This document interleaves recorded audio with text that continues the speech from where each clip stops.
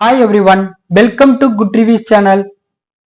நாம இன்னைக்கு பார்க்க போறது லாரா படத்தோட ரிவ்யூ தான் பார்க்க போறோம். இந்த படத்தோட கதை என்னன்னா, படத்தோட ஸ்டார்டிங் சீன்லயே ஒரு நபர் ஒரு டெட் பாடிய கடல்ல தூக்கி போடுறாரு.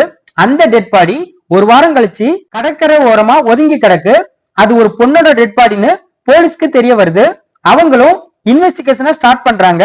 பட் அது கொலையா தற்கொலையான்னு கண்டுபிடிக்க முடியாத அளவுக்கு அந்த டெட் பாடி ரொம்பவே மோசமான நிலைமையில இருக்கு. இந்த மாதிரி சமயத்துல லாரன்ஸ்ங்கிற ஒரு நபர் தன்னோட ஒய்ஃபை காணும் சொல்லி போலீஸ் கிட்ட கம்ப்ளைண்ட் பண்றாரு.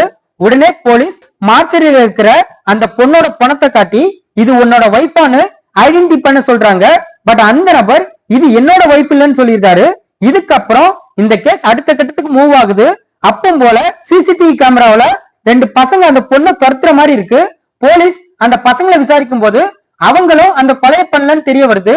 உண்மையிலேயே அந்த பொண்ணை கொலை பண்ணது யாரு, எதுக்காக பண்ணாங்க, படத்தோட ஸ்டார்டிங்ல அந்த பொண்ணோட டெட் பாடிய கடல்ல தூக்கி போட்ட நபர் யாரு, இதுதான் இந்த படத்தோட கதை. இந்த படத்தோட பிளஸ் படத்துல அந்த பொண்ணோட இறப்புக்கு காரணம் என்ன அப்படிங்கிற மிஸ்ட்ரிய படத்தோட லாஸ்ட் வரை கொண்டு போனது படத்துக்கு ரொம்ப பெரிய பிளஸ்ஸா இருக்கு. அதே மாதிரி அந்த பொண்ணோட டெட் பாடிய யார் கடல்ல தூக்கி போட்டாங்க அப்படிங்கிற ட்விஸ்டும் நல்லா இருக்கு. படத்தோட ஸ்டார்டிங்ல ஒரு திருட்டு கேஸ போலீஸ் ஹேண்டில் பண்ண விதம் ஓரளவு ஓகேவா இருக்கு. படத்தோட பிஜிஎம் ஆவரேஜா இருக்கு. சினிமாட்டோகிராஃபியும் ஓகேவா இருக்கு. மத்தபடி இந்த படத்துல பிளஸ் சொல்ல எதுவுமே இல்ல.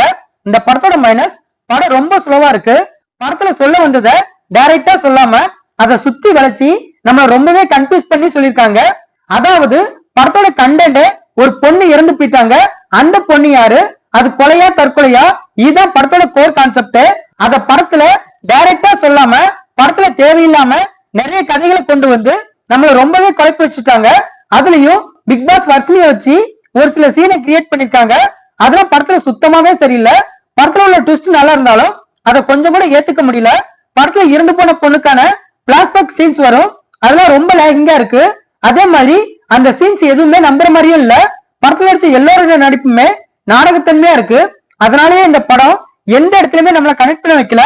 இந்த படத்தை மணிமூர்த்தி டைரக்ட் பண்ணிருக்காரு.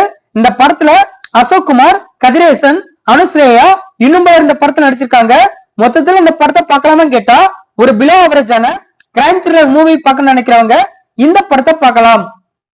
இந்த வீடியோ பிடிச்சிருந்தா லைக் பண்ணுங்க, ஷேர் பண்ணுங்க, சப்ஸ்கிரைப் பண்ணி சப்போர்ட் பண்ணுங்க. Thanks for all.